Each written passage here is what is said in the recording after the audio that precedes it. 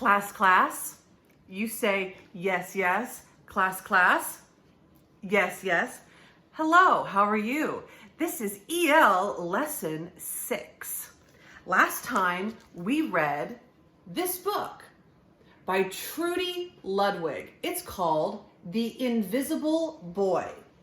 Can anyone remember what his name was? What was his name? Does anyone remember? Does Delilah? Does Charlene? Does Nerio? His name is Brian. And remember why we can't see him in color here is because he was invisible. If you have not heard the story yet, go back to EL Lesson 5. Now, we are working from these books today. Grade 2 module lessons. It's in purple, and a lot of you picked them up from the school on Friday. And I got to see you. I got to see many of you. So in EL Lesson 5, we filled out this page, page 9, about invisible. We drew a picture and a sentence. Now we're going to look at page 10. And on page 10, we have the opposite word. The opposite of invisible is visible. Similar and related words are seen, noticeable, evident, obvious, and observable, meaning we can see. It is the opposite. Brian in the story felt invisible. He wasn't asked to be on a team. You know, he had to, luckily he got into that group with Emilio and the new kid Justin. Justin really gave him a chance. Visible. So the definition is it's able to be seen. We need to use this word, visible, in a sentence and draw a picture. So again, visible is the opposite of invisible. So let's make a sentence. The moon was visible in the night sky. And I'll underline my word.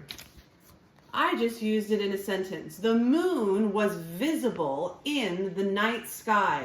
And I will draw a picture here below. I'm going to draw a picture of the moon, visible in the night sky.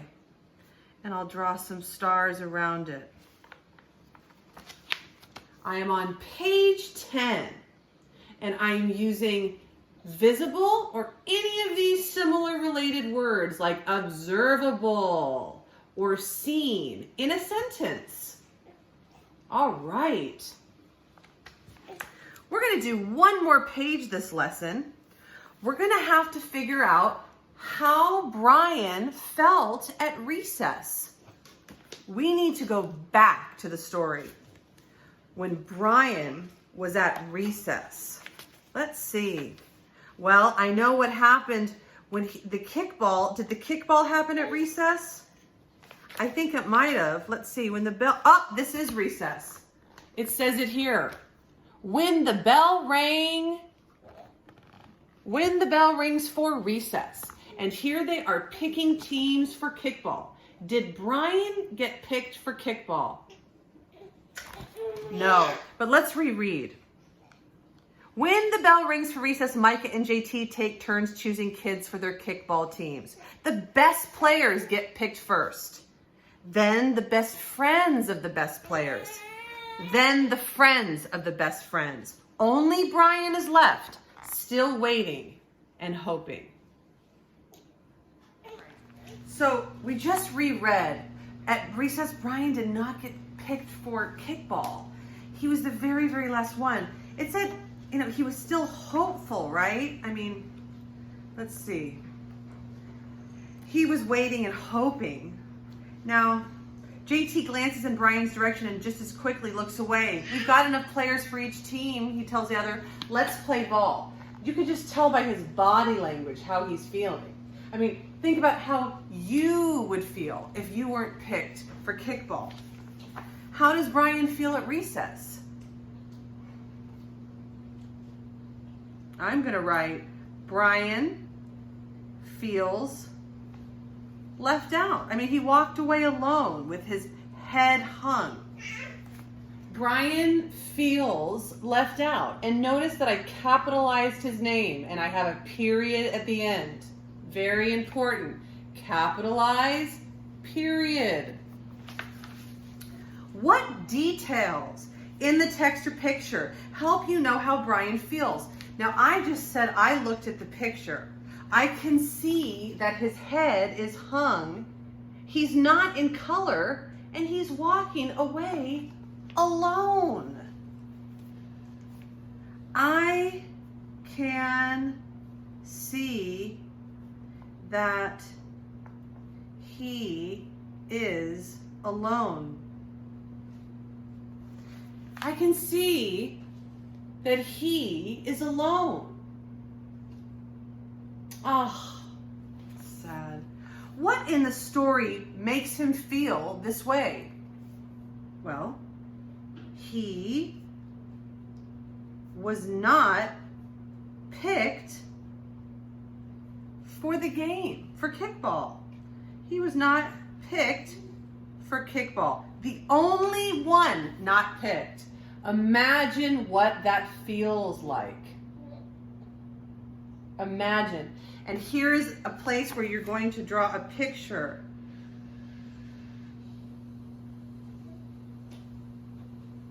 Well, I have his face smiling. It's kind of more sad. And his head should be a little bit more hung. And then there's the other kids playing ball off in the distance, laughing and smiling without him, right? And Brian's alone. Brian is all alone, and the other kids are playing with the ball. But I'm sure your picture could be a lot more detailed than mine.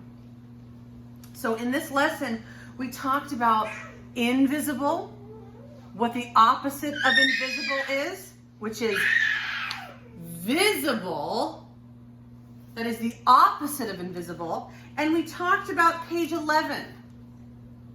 You may pause this video at any time to look at my sentences. Now, just to make note, I think there might be more than one time that they're at recess. Here's another instance where the kids are at recess. So you don't have to use my example. Tell me how Brian felt here at recess. Here, he finds a piece of chalk. And he's drawing. So here's another example of the kids at recess. So you can choose which recess you're going to talk about and how Brian feels. Thank you for joining me for EL Lesson 6. I will see you next time.